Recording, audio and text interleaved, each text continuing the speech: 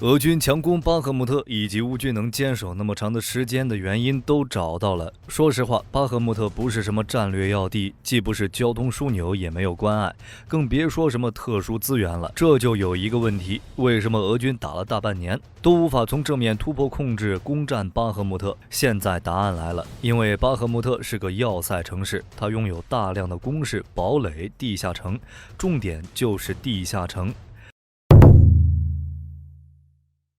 自从瓦格纳三面包围巴赫穆特之后，火力军就有个挥之不去的疑问：这片区域的面积也不大，在被温压弹、重型航空炸弹以及各种重型炮弹轰炸成废墟后，为什么乌军仍然控制着这座城市？就算是瓦格纳用炮火封锁了西部补给线的道路，也没见乌军表示物资断过。这可不是一句增兵援助就能解释的。据战况显示，俄军已经开始从两翼进行包夹，控制了乌军向城内援助物资的主要公路。但巴赫穆特守军依然有源源不断的弹药和新兵顶上来。现在这个问题已经有答案了。巴赫穆特有地下通道，乌军一直在利用地下城通道向巴赫穆特运送增援部队和弹药。依托地下城不仅可以保障补给，还可以躲避俄军炮火攻击。这些地下通道可以直达巴赫穆特西部的恰索夫亚尔，也就是目前乌军重兵把守的新防线。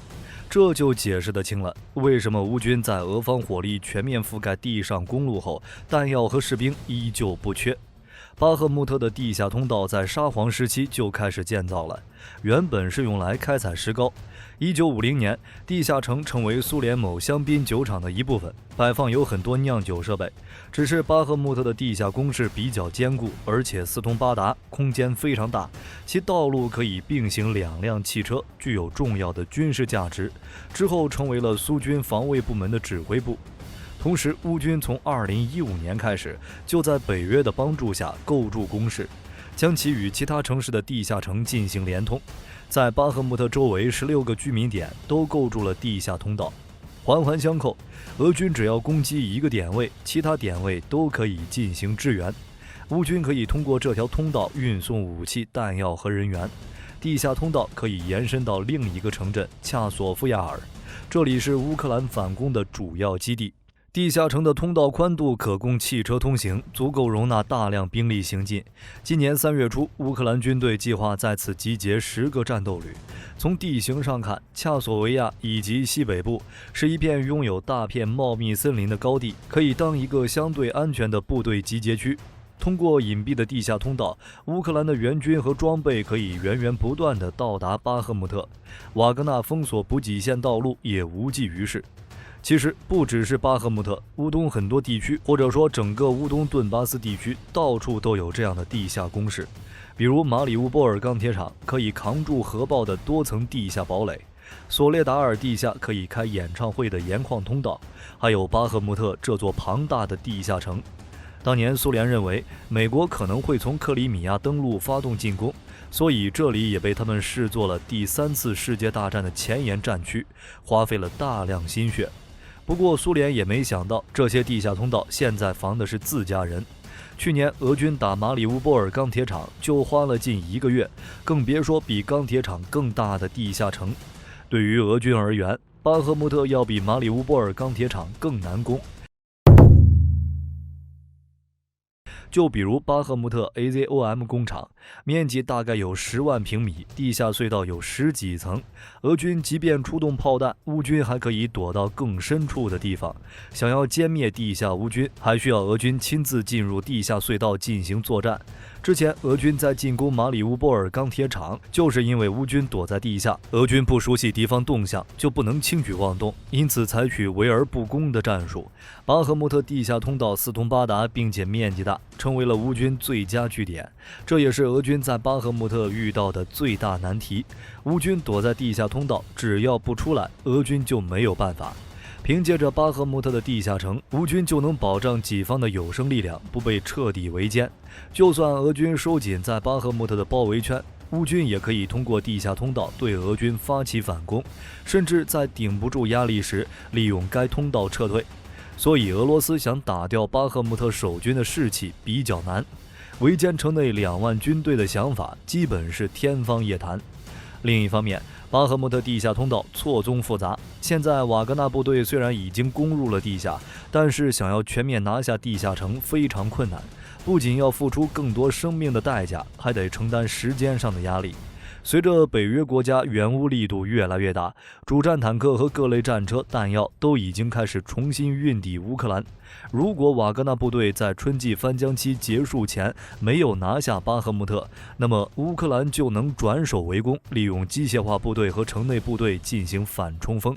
只是有句话说得好呀，敌可往，我亦可往。既然乌军可以从西边的地下驱车进来，俄军的武器也可以利用地下通道向西部供给，这就大大缩短了进攻斯拉维扬斯克时的军火补给线，而且还特别安全。俄军为什么不对此有效利用呢？所以如果俄罗斯拿下了巴赫穆特，巴赫穆特就会成为俄军的前线补给基地，这也是为什么乌军不愿意放弃巴赫穆特。有了这样一个优势，巴赫穆特也算是兵家必争之地。乌俄双方自然是加足马力，目前巴赫穆特地道战已经打响，乌军主力也开始进入地道作战，接下来俄乌两军会在地道中开启一场恶战。目前瓦格纳突击分队正在 AZOM 工厂的地下部分搜索进，由于地下综合体的深度约为350米，因此 AZOM 工厂地下部分的战斗很困难，不允许使用火炮和榴弹发射器，一不小心就塌了。而且虽然瓦格纳不断搜索前进，但敌方太大了，乌军数量很少，地下综合体的清理工作可能非常漫长，且偏偏不能不干。地下部分与城市的其他地区相连，乌军随时都能反击。而且最近还听说俄军又改变了战法，用钻地弹切断各方联系，然后分割包围，各个击破，比如温压弹。但是能起到什么作用就不好说了。火力军上面就说过了，巴赫穆特的地下城四通八达，如何精准定位乌军区域，或者说突破乌军的地下防线，还是一个问题。同时，巴赫穆特地面上的战局已经转移到市中心以及沃多卡纳尔地区。从乌克兰武装部队的地图来看，巴赫穆特政府的大楼受到两侧的挤压。北约智库也报告称，瓦格纳在钢铁厂工业区西部和南部袭击乌军。美国战争研究所在他们的地图中也记录了乌克兰武装部队每天损失3到4个街区。那么，乌军下一步该怎么做？有消息称，乌克兰陆军司令希尔斯基将军要求泽总允许使用北约坦克来控制巴赫穆特。希尔斯基认为，保住巴赫穆特的唯一方法是在伊万诺夫斯基克拉斯诺伊地区组织一次集中反攻，以打通康斯坦丁诺夫卡的高速公路，并解除对该市的包围圈。就目前的援乌坦克的情况来说，这个想法不是不行。只是如果希尔斯基真的从泽总那里获得批准，使用德国豹2和英国挑战者2攻击瓦格纳，那么乌克兰武装部队正在计划的反攻可能会受到影响。不过这也不用担心，毕竟支援这东西北约少不了，像爱国者、海马斯、NASA MS 弹药等等都是援乌常客，再援助点坦克也不是不可能。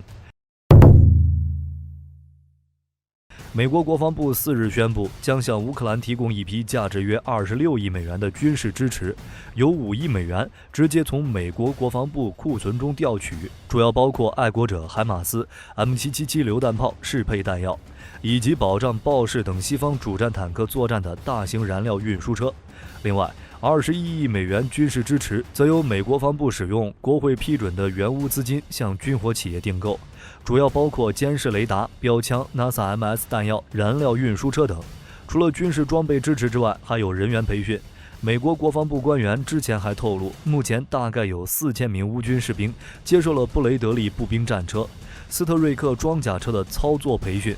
除了美国，北约也不断向东增兵，在东欧地区给俄军压力，并在俄罗斯和白俄罗斯边境进行演习。俄乌战争最好的解决方法就是和谈，不过这个问题火力军已经说过很多次了，现阶段还无法谈判。之前俄罗斯就表示要与乌克兰进行无条件谈判，按照普京的说法，那就是人类历史上所有的冲突都会以某种方式通过谈判解决，冲突各方早晚都会进行谈判的。只是就目前的战局来看，谈判还为时过早。早。据英国媒体消息，瓦格纳集团创始人普里戈金表示，俄罗斯军事力量可能要1年半到2年的时间才能夺取整个顿巴斯地区，而如果目标是占领第聂伯河以东地区，将需要3年的时间。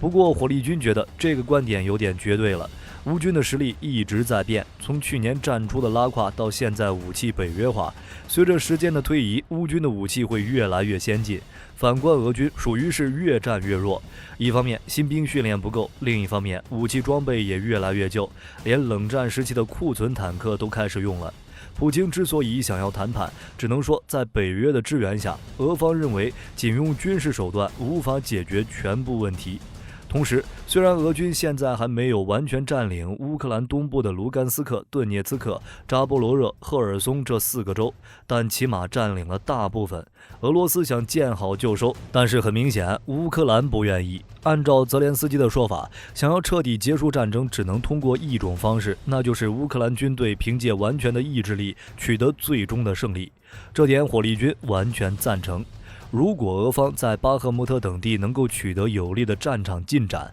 比如3天打到基辅，和谈还有一线希望；否则以当前的战争局势，俄乌坐下来和谈根本不可能。其次，对于北约国家来说，和谈也是不可能的。目前用乌克兰消耗俄罗斯，正是他们最愿意看到的事。包括美国、英国、法国、德国等国家，他们都乐于出点钱，然后让乌克兰对付俄罗斯。毕竟俄罗斯才是大家的敌人。总的来说，在北约的支援下，巴赫穆特的乌军不会缺武器、物资，同时加上地下通道的存在，战场的变数又多了。相比较马里乌波尔钢铁厂的地下堡垒，巴赫穆特的地下城会更难攻，毕竟四通八达的地方，俄军也没办法一点一点地压缩乌军生存空间。毕竟人不够，武器也不够，对于俄军而言，赶紧转战其他战区才是正道。好了，今天的视频到这儿就结束了。各位觉得巴赫穆特战场能打到什么时候？欢迎在视频下方留言。如果视频内容有不对的地方，也可以在下方指正。我是火力军，下期见。